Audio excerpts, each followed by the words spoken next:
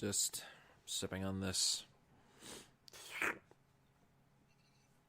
It's actually really good. Holy crap. What is it? So, at my job, yes, I work at a coffee shop. I know this, but we also have a selection of like different kinds of coffee beers. Some of the coffee beers are from like local places that utilize our coffee for their beers. There was a coffee stout that we had that I had wanted to try for a while. Wait a minute, what's it called? Unfortunately, I tore off the label, so I don't actually know. Oh, okay. It's Because we had a coffee stout at Milwaukee Comedy when I worked there. it might be the same one. Hmm. It might be the same one. But it's delicious, though. I'm normally not too much of a beer drinker, but, every now and again, why not? Oh, yeah, I love a good beer. I can only do craft beer. Like Miller, Coors, anything like that. Like those beers just make my stomach turn. I don't know what it is. Was it called Fuel Cafe? It might have been from Fuel. Cool. Great stuff. I am well aware of the Fuel Cafe coffee stuff. So good. Gotta look. I'm going way into Coffee Ninja mode. We got a podcast to record. Did we already introduce ourselves or not? I don't remember. No, we haven't. Well, we better do that then, I guess. Yep, indeed. Future Donald, play the intro music.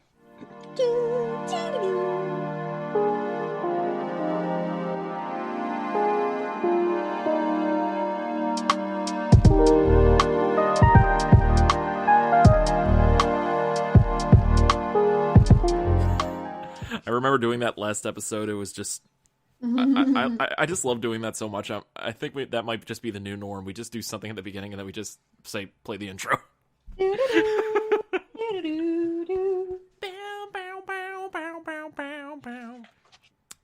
All right.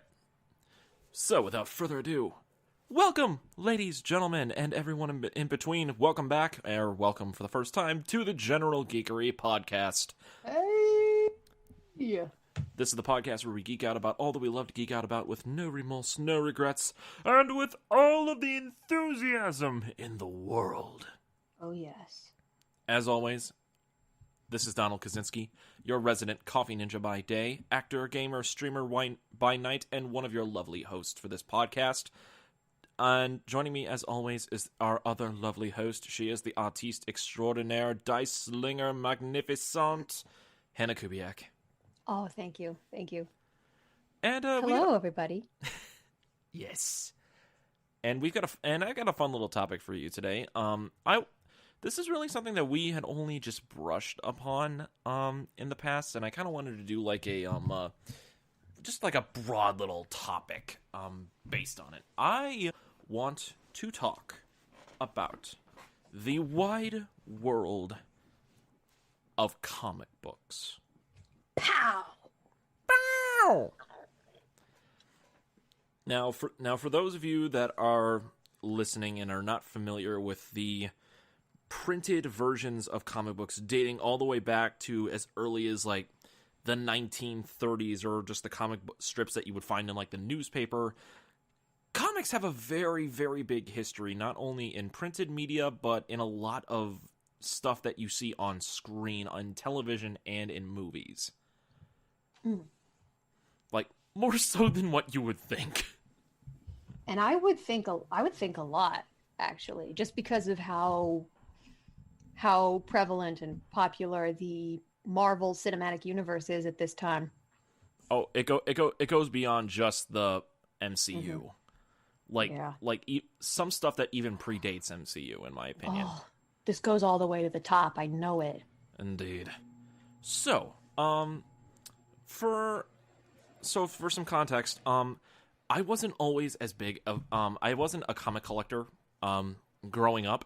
I got a few comics here and there from like school stuff that I kept. I still have some in my collection. It's like a few old like Incredible Hulk comics and maybe one or two X-Men comics.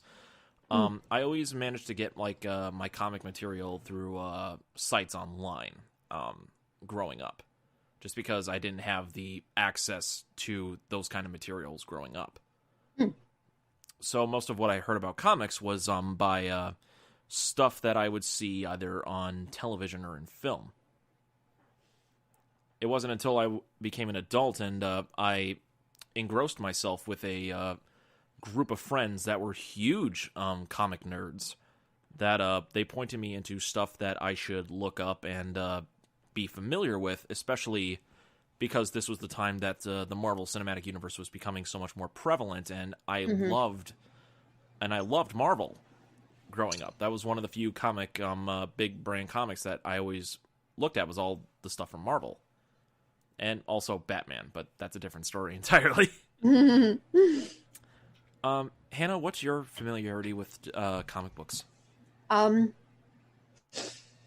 have seen them at stores.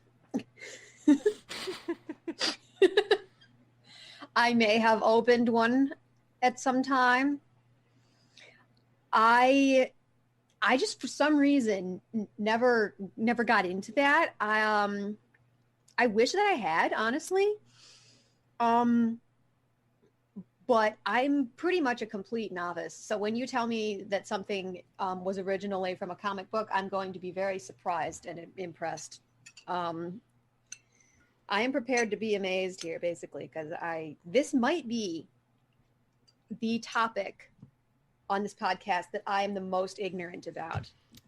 Well, Hannah, I'm about to blow your mind, because honestly, about 90% of all topics that we have talked about so far on the podcast actually correlates back to comic books in general.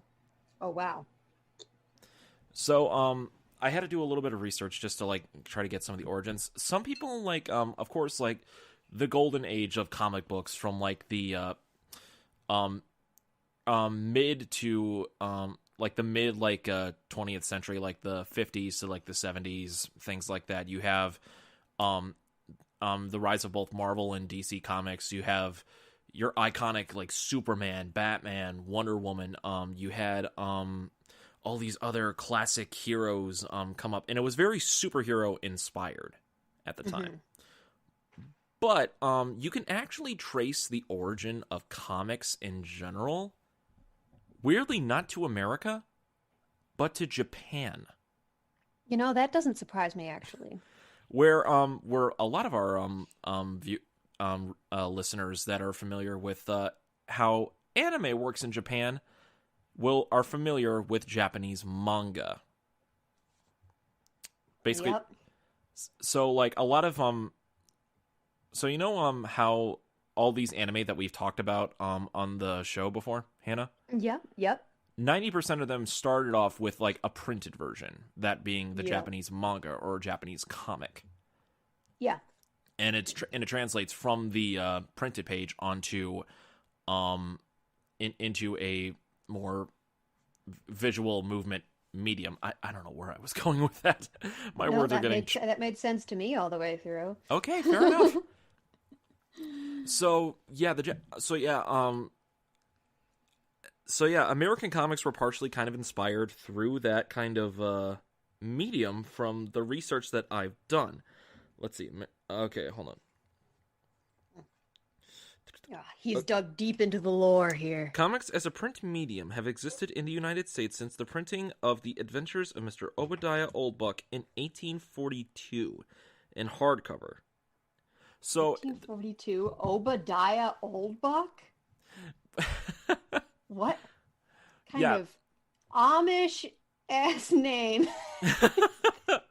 well, I mean, if you think about it in terms of like American comic strips, like you would find in the newspaper, then that would actually make a lot more sense, because of course you had like the printing industry being one of like primary things like in America, like ever since like revolutionary times, and you would always, and I think one of the big ones was like they were trying to have more printed material for more readers. Hmm. I would assume.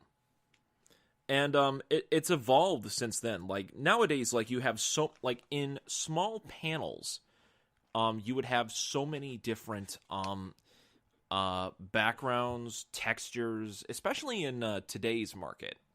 Right. Where you can get so many comic books either in black and white renderings or in full colorized versions, but you would still have so many details in like how the inking is for characters' facial expressions, some of the backgrounds, which have become some iconic shots in not just like comic book, but just art in general. Like some of the panels like you would see in like several different comic books are like artistic masterpieces. Yeah, I actually I watched this video on YouTube about the beginning of anime in America, like what brought anime to America was this anime called Akira. That was one of the pioneer films that really popularized like anime to a Western audience. That was one of the front runners. Yep, and I did watch. I have watched Akira, and I know that it's based off of a. I know that it's based off of a manga by the same guy who directed it, actually, who directed the movie, actually, which I think is really cool. But what was I going to say? I just have to take one moment because we're talking about Akira, I have to do this once, otherwise my fellow anime lovers won't forgive me for this. Kaneda! Sorry. Yep. There you go. Kaneda! Kaneda! Ugh, that ending still gives me some oof. Yep. Creeps. The weird person made out of like wires and putty that he like transforms into. Very weird. Oh yeah, a lot of body horror sci-fi owes so much to it. Yeah. Goodness, what is the name of the guy? The guy who made this. The guy who made Akira? Yeah. Kitsuhiro Otomo. Mm-hmm. Kitsuhiro Otomo. There we go. I found it. Yay. That is my contribution to this TED Talk. Thank you. But yeah, that's a really good that's a really good example of like printed medium coming out into a televised or movie like version in a very big way, like you said. Yeah. And then you have all these different like you have American comics like just in the past this century in general. So many classic comic book stories like have been translated onto television and in a movie format, but it's adapted not only like the story almost frame by frame, but it takes elements from those stories to create something new that adds to the mythos of certain comic book characters. And honestly, superheroes get the most spotlight when it comes to comic books. Like you have so many different Batman films. You've got Superman. You have in the early 2000s the X-Men franchise, which kind of kickstarted like the idea of a continuous superhero universe. Right. I honestly don't think the MCU would have fully formed if the X-Men didn't try to make that a thing. Whether for good or ill. Whether for good or ill, it has been done. I mean, I look at it this way: the X-Men series, the X-Men franchise of live-action films, has some of the best examples of comic book films, but also some of the worst. But I've only seen a couple of them, the X-Men movies, and I can't tell the difference between any of them, so I couldn't tell you which ones I've seen. Totally understandable. I'm not going to hold you to a standard. Don't worry. Which one was I think was it Wolverine Origins where he was in that tank and he escaped and there was this whole like 10-minute chase scene of him it's like escaping this lab and he's like completely nude the whole time. That is one of the worst films ever made. I saw that in theaters. Oh, I'm sorry. I did too. The ass of Hugh Jackman, large as life, larger than life. I'm not surprised like that is what you choose to highlight, but you know what? Fair. Well, when you can highlight, never. Hugh Jackman does a fine job of highlighting his own ass. Thank you very much. Well, that's also like another thing I want to talk about is like there the are ass of Hugh Jackman. Really? Is that on your agenda? No, not his ass, but Hugh Jackman in general, because he kind of plays a part into it. Like a big thing when it comes to like when you translate a printed medium to live action, like trying to capture a character's essence that originally only existed on printed medium into a live action format is very hard. And there's only a few instances, especially in superhero films, where I'm looking at the character for the first time, and I see the character from the comics and not the actor portraying him. Hugh Jackman as Wolverine is one such example. Yeah. Like, you just look at him, like, the first time he appears in the first X-Men film, it's like, oh my god, that's Wolverine. Mm-hmm. You look at Patrick Stewart as Professor Xavier, and you're like, oh my god, that's Professor X. Yep. You look at Kelsey Grammer and all of that freaking blue hair, wig, and makeup, and you're like, oh my god, that's Beast. That's actually Beast. And then you've got like the classic Superman films from like the 70s and the 80s, which are still pretty great. Two of them are okay by today's standards. We don't talk about 3 or 4 as much. We just don't. Just drop it. Just drop it, viewers. And then it is a thing we do not speak of. No, not at all. And then the screams, the terrible, terrible screams. And then you've got Tim Burton's version of Batman from the 80s, including one of the best iterations of Batman and a classic style of the Joker that I had ever seen, and I still view as like, you know what, this is really good, this is really awesome. Of course, I didn't know Tim Burton did some Batman. He did the original. He did Batman in 1989, and then he did the follow-up version of that for Batman Returns. The 2 films following that was done by Joel Schumacher. Okay. Batman Returns. Oh my goodness. I know, right? And Jack Nicholson was the Joker, and Michael Keaton was Batman. Oh, that's right. Okay. Which was both of them played it really great. Like, hot damn. I remember seeing these, but whatever one it was that had the penguin in it. Is it the Penguin or is it just Penguin? Either I don't want to sound like an ignoramus. Okay. Either one. The Penguin. I saw that one, and I remember that the Penguin really, really grossed me out. I don't know why. I think it's just like I think it was just his rotund pastiness. Something about it just, ugh. Well, Burton took a different direction with that iteration of the Penguin compared to the comics, which, I mean, like, even back then, like, you could get away with, like, some deviations and, like, a creative control.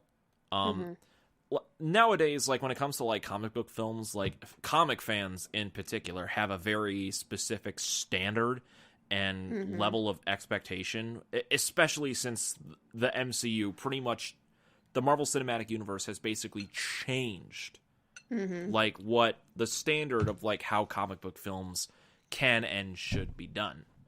Would you say that comic book people have great expectations when it comes to? Yes. Yes. Like, it's difficult to explain because comic films, like, they have years, decades of, like, printed media when it comes to superheroes that they treasure it and hold up as like pantheon of like ideals and characteristics that when you translate it onto like a different media of like whether it's a cartoon or whether it's live action, the printed version is still always going to be in your mind. And sometimes it's very hard to live up to that expectation, especially when a fan that knows the printed material has very high expectations in their mind, whether it's realistic expectations or not. Yeah. I know I've certainly run into that myself on a few different things. But even still, like there's a lot of good to come out of many of those different things. And then on the flip coin of that, you have your other like standalone comics that have translated into critically acclaimed television series and other movies as film. You've got Robert Kirkman's The Walking Dead having its own live action series that has run for a decade. Yep. On AMC with like a spinoff or two in that same universe. Yeah. Like the comic run has been finished for about a year now. But they're still doing The Walking Dead on AMC. I think they're running into like their final season, if I'm not mistaken. Nice. I could be wrong about that. And then, as a nod into a previous episode, The Boys. That's actually that's based off of a comic book original as well. That follows the same kind of like ideals compared to the original, but modernizes it for more modern society. And of course, taking it into different directions. I haven't read the original Boys comic, so I don't know what direction they go with it. But I can see where they were coming from with this. Another one of my favorite examples of a comic series being adapted into live action, where I've loved both of them, was... have you seen or heard of the film V for Vendetta? Oh, yeah. So that one was also based off of a comic series itself. And the writer and... was it the writer or was it the artist? I'm trying to remember. But the original... Didn't we talk about V for Vendetta? Was it in one of our episodes about dystopias? Yes, we have, actually. Right. So, the V for Vendetta, the original comic, was a limited series run that was done by DC Comics, and it was penned by David Lloyd and Alan Moore. Alan Moore being one of the giving us some of the greatest stories in comic books. Not only V for Vendetta, but also Watchmen, Batman, The Killing Joke, and so many others. And V for Vendetta has been one of my favorite ones, of Moore's works. I know he's a controversial figure to talk about, but when it comes to some of the works that he's done, my God, V for Vendetta is just so good. I reread it back in my senior year of college, just because I was doing a class on it, and I was like, maybe I can just use V for Vendetta as a reference. I only meant to do cliff notes of certain panels, and I just ended up reading the entire series again. Gosh, yeah, funny how that happens, huh? And the entire time, because then I also recently rewatched the 2006 film with Hugo Weaving and Natalie Portman. And the entire time, the character of V, I had Hugo Weaving's voice in my head the entire time. Yeah, while you're reading it? Yeah. Pretty much. I'm just like, oh my God. Ay, caramba. Yeah, I know. I have a sort of experience kind of like that from when I read The Lord of the Rings these days. There are some people who I cannot hear the the lines in a different voice or anything. I definitely, when I'm reading The Lord of the Rings, I imagine Ian McKellen as Gandalf. So that's one of them. Not everybody, but some. It's stuck in your brain. That's the way that they are now. I think that's a blessing and partially a curse of all these different like on screen adaptations of like comic stories is where you have so much time spent with like a character that is with an actor or portraying like a character in a specific way, and then when you go back to read the printed material, all you can hear in your mind is that specific actor's voice portraying that character. Mm-hmm.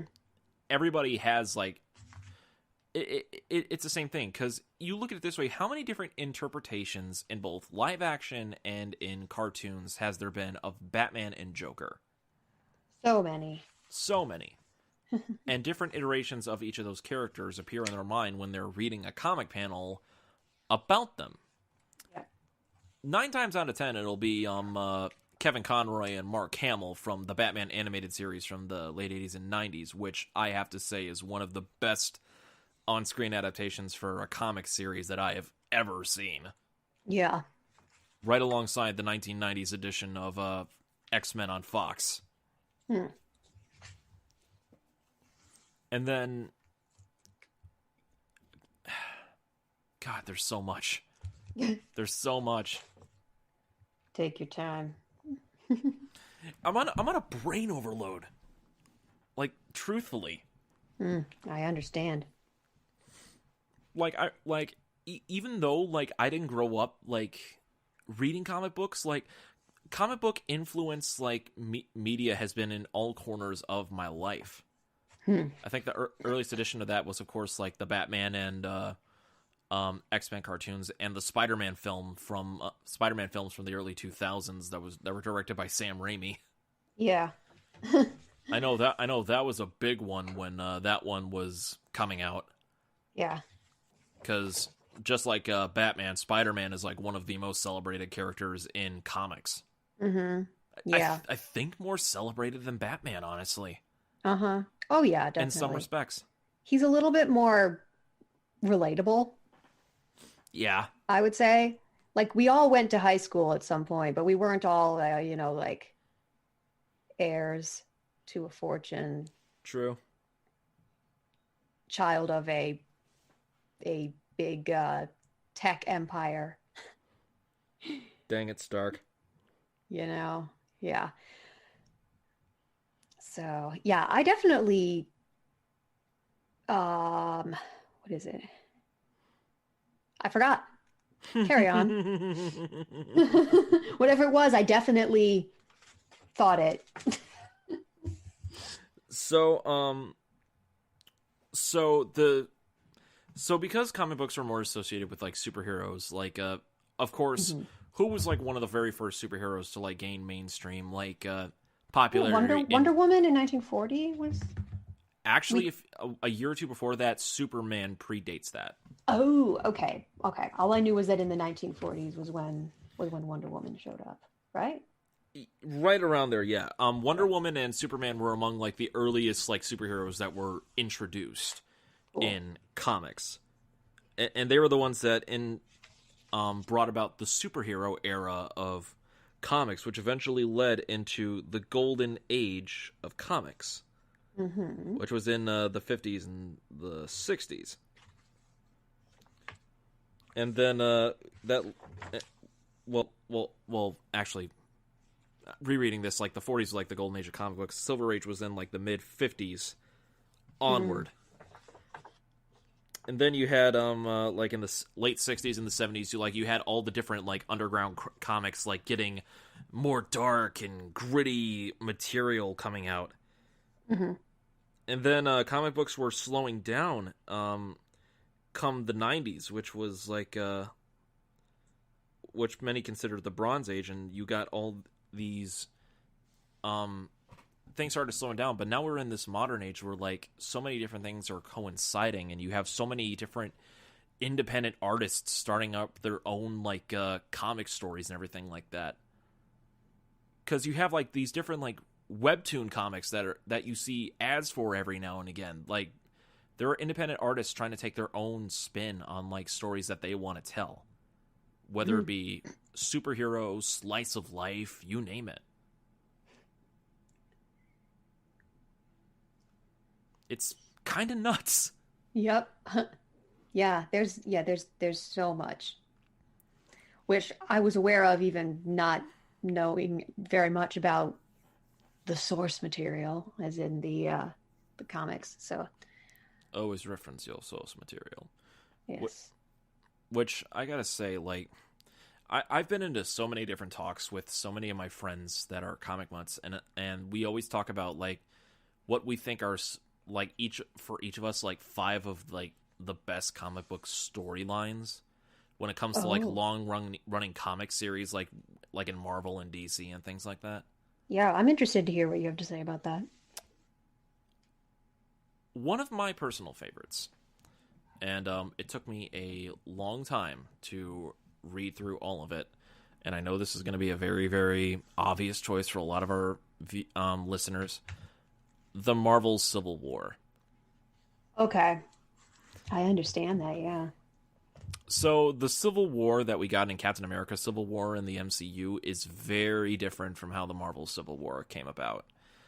In the Marvel Civil War, it was basically like a registration act for all superheroes to show their identities through certain means. I'm dumbing it down for those that haven't read like through the entire comic run. You mean sort of like they have to be registered as Pretty much. like, yeah, just so people know who they are. And Yeah. yeah, I can see why the powers that be would want that, because you know you don't want to have, well, if you know who they are, if you have their identity, you can you have more control over them. Mm-hmm. And like it was, I forget a lot of the main cause of the problem. It's been a long time since I read through like the entire story, so I'm like hazy on a lot of the details, but I know like the pro registration for all of that was Iron Man, and then Captain America was the one who was against it, which caused a huge thing for like the MCU. If I remember correctly, like the big lasting effects that happened with it, Spider-Man's identity was revealed to the public for the first time. Oh, like like that was like one of the big things that came out of that. If I remember right, the mutants and the X-Men basically withdrew themselves from society in general. Don't quote me on that. It could be wrong. There was an assassination of Captain America near the end. Oof. Among other things. And it basically all started through the Illuminati trying to push for this Registration Act, if I'm not mistaken. The Illuminati in the Marvel Universe being the smartest people on the planet Earth. Okay. So yeah, there was a lot of them. Which no connection to the Illuminati that we know of today. No, there's a different thing. Like several people like that were in that council was Mr. Fantastic of the Fantastic Four, Dr. Stephen Strange. Okay. I'm pretty sure Tony Stark was on there as well. Was Bruce Banner there? I believe so. I believe Bruce Banner was there, and also wouldn't be surprised. And I think Hank Pym, but I could be wrong. Hank Pym being the original Ant-Man. Oh, okay. Who also created one of my favorite comic villains of all time, Ultron. Thanks, Hank. You caused me so much trouble. That's such a funny name. Got all these like Tony Stark, Stephen Strange, Hank Pym. I mean, it's comic books. Like when it comes to superhero comics, like you have to expect a little bit of cheese, just a little bit of cheese. It's part of the charm. Yep. It comes with a part of the charm. More so on Marvel's end than in DC's end, because DC eventually got to the part where they got into very dark and gritty material. Like you see it with Batman killing Joke, Death in the Family. The Dark Knight Returns being one of my favorite like series runs by Frank Miller, which thank you. Oh my god, it's so good. So many modern Batman stories owe that film so much. They owe that comic series so much. Awesome. And then, oh god, there was like one. Oh, there was a storyline in DC that I forgot that I'm trying to remember. Oh, I cannot help you. it's right at the cusp. You're on your own. I can't remember. Actually, this one is actually kind of related to the world of video games, because there was actually a video game that was created by the producers of Mortal Kombat, Oh, Mortal Kombat. based on the DC universe, called Injustice: Gods Among Us. Okay. And the original game for it proved so popular and so great with story that they actually made an entire comic series run out of it. Oh. So basically, long story short, is in an alternate universe, in an alternate Earth, through schemes of mind control and things like that, Joker has caused Superman to not only kill his wife Lois Lane, but also destroy Metropolis. This causes Superman What? to What? Okay. Where do you go from there? That's what I want to know. Okay, basically, Joker managed to managed to alter the fear toxin that the Batman villain Scarecrow uses to affect Superman. Oh, that's one of my favorites. I just think it's so weird. Yeah, I love it too. So weird. It's just like, it's got kind of that like urban legend spook that I like. Scarecrow's great. I love him. Plus, burlap is very in right now. It's a very hipster thing. That's very true. That is actually very true. So he's aged well, at least, the Indeed. Scarecrow. So so Joker managed to affect Superman with this toxin. Superman was apparently fighting Doomsday, one of his mortal enemies, but but as it turns out, it wasn't Doomsday, but it was his wife Lois. Oof. Who was pregnant with his unborn child. Oh, okay. So you just made it so much worse. Oh, this gets worse. Apparently, Lois's heart was tied to a remote detonator, and if she died, Joker had a nuke in Metropolis that went off if Lois died. Okay, to mess with Superman. Overkill, definitely. This causes Superman to snap and kill the Joker. Mm-hmm. He's just killing everybody then, I guess. Yeah, and basically causes him to basically abandon like all of his like morals and ideas that he stood for. And 5 years later, in the timeline of that alternate universe, he has basically become ruler of the world, with almost all of the Justice League turning evil, with the exception of Batman, and establishing a total dictatorship. Oh, wow. It kind of reminds me of a play, an old Greek play called Heracles Mad, where I don't remember who it was, but some goddess. It's Euripides. The goddess Iris? Okay. Somebody drove him mad. And he went along and okay. Okay. You intend to say then? The goddesses Iris and Madness personified drive him mad and cause him to kill his wife and children in a frenzy.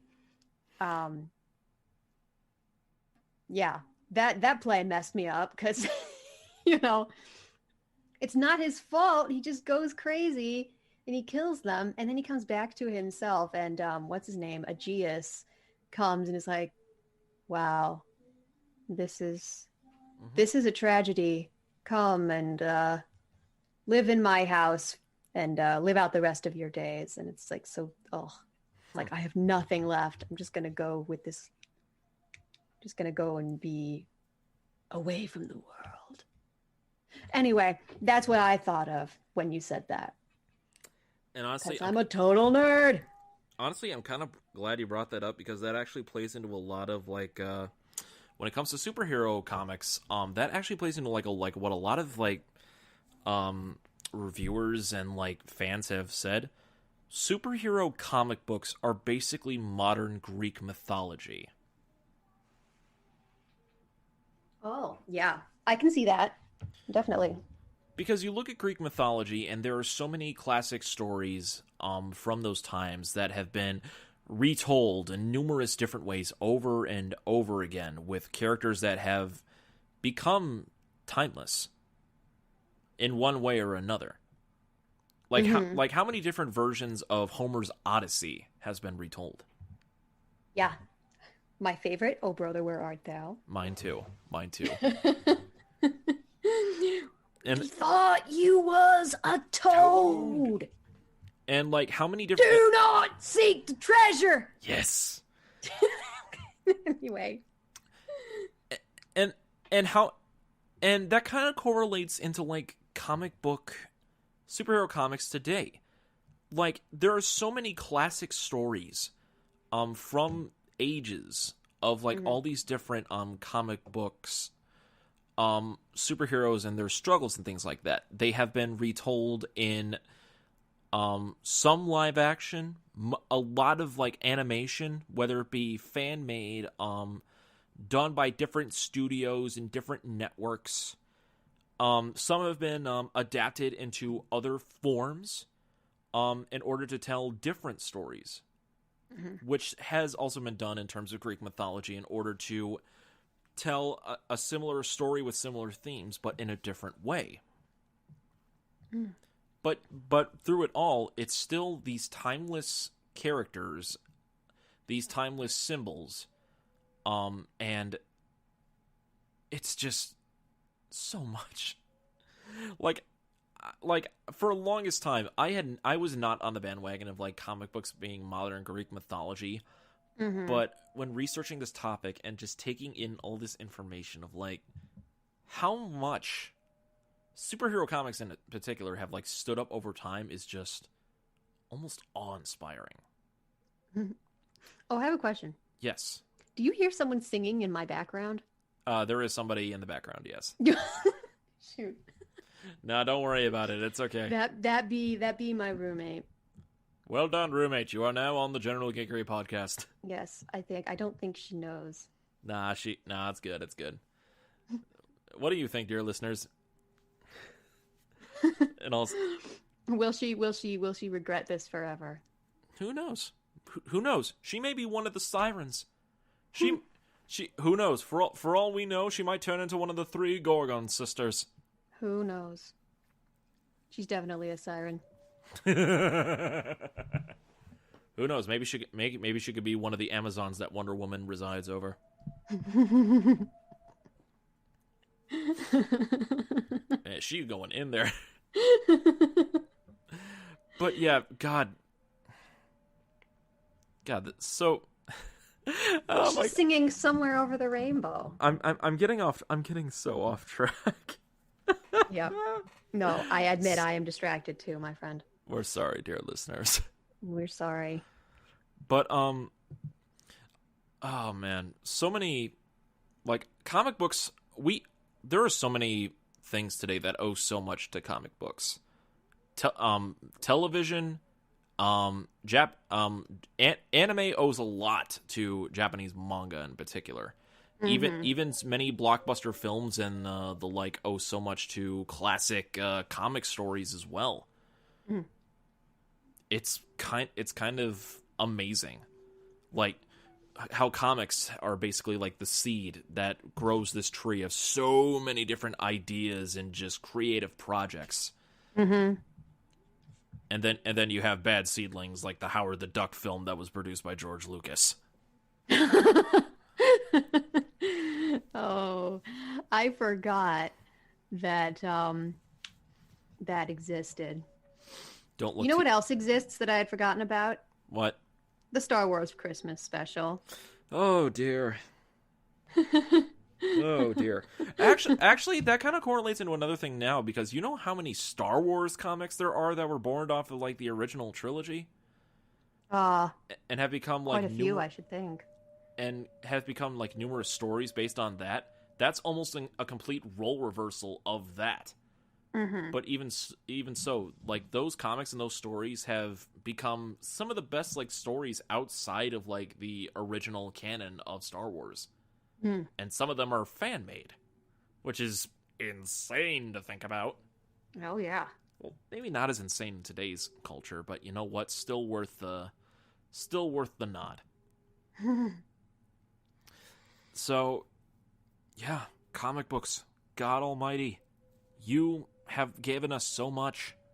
You don't need to give us this much, but you did. Look at everything we've gotten out of like comic books from like the 30s leading up to the 90s. We've gotten classic television shows, especially cartoons for a young viewing audience. We've got several different blockbuster films. Some that are considered some of the greatest films ever made, especially The Dark Knight. I hold that on a pedestal. It's pretty good. Oh, and then you've got the Marvel Cinematic Universe, which has basically rechanged the game of like how cinema can be done from a narrative perspective. Mm-hmm. It's pretty huge, and it all started once upon a time with a few pages of paper that you could get for maybe a quarter. Maybe, yeah. It all started with Obadiah Oldbuck.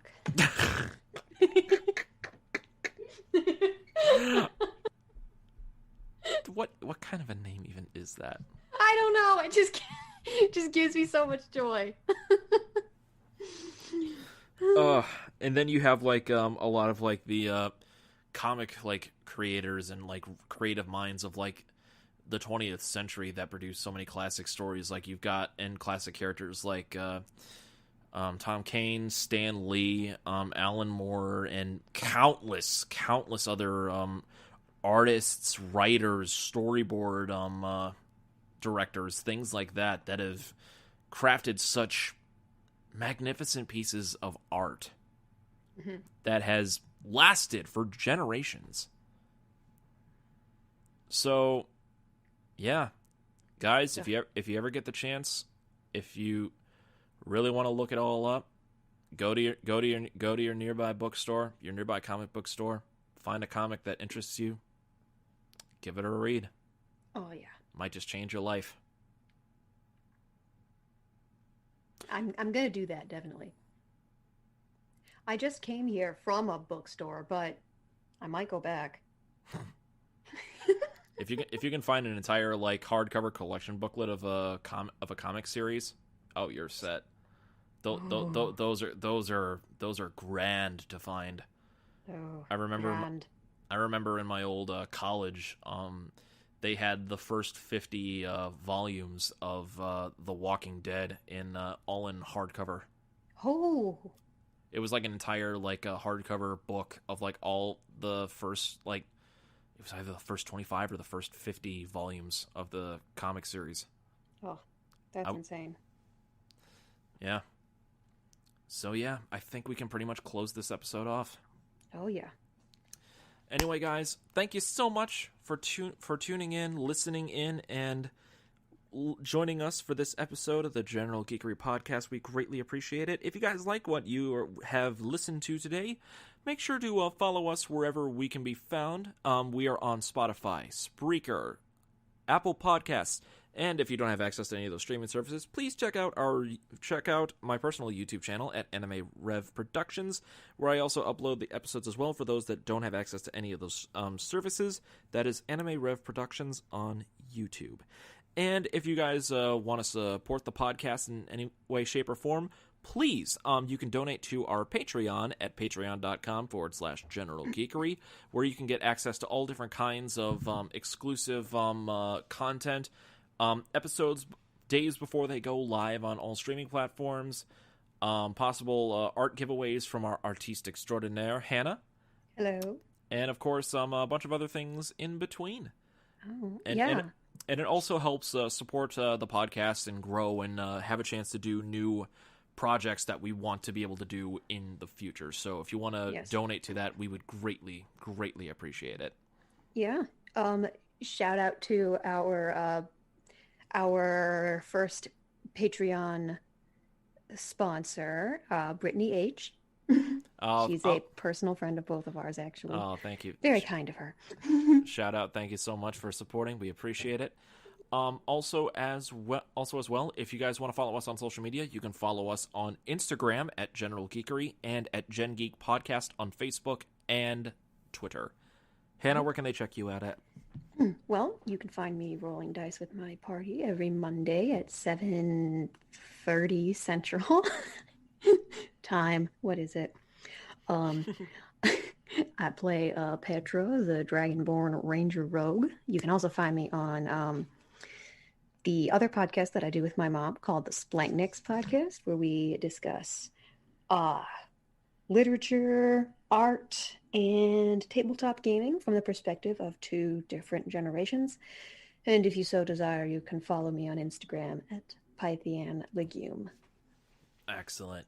And you guys can check me out on social media at Twitter and Instagram at RyuZakiMK7, as well as on Twitch as well at RyuZakiMK7. I play a multitude of different games. A lot of them are RPG-based, but I do a lot of interacting with the chat room, and I do a lot of on-the-spot voice acting to make a lot of fun out of it, because when it comes to classic RPGs and things like, doing your own voices is so much more fun.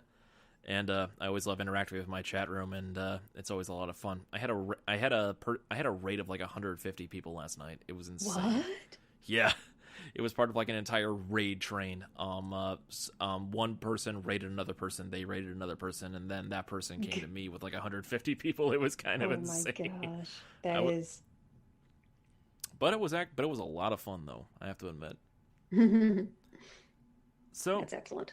So yeah, if you want to be part of those fun times, please go check out RyuZakiMK7 on Twitch, and also check out Hannah's Twitch on Mondays at Loaded Dice Adventures as well. Did I not say where it was?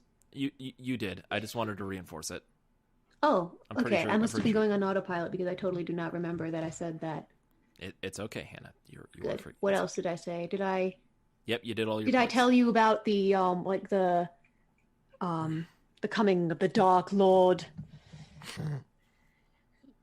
Don't we go through that every week, though? As the seventh month dies, you will have power that the Dark Lord has not. Oh, God, here we go. All right. Thank you guys so much for listening. This has been episode 65 of the General Geekery Podcast. We will rise again. For the herald of the Dark Lord, Hannah Kubiak. I'm Donald Kaczynski. As always, guys, thank you so much for listening.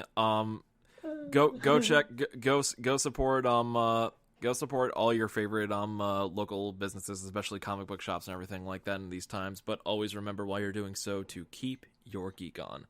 Always. Clink clink. Bye, guys.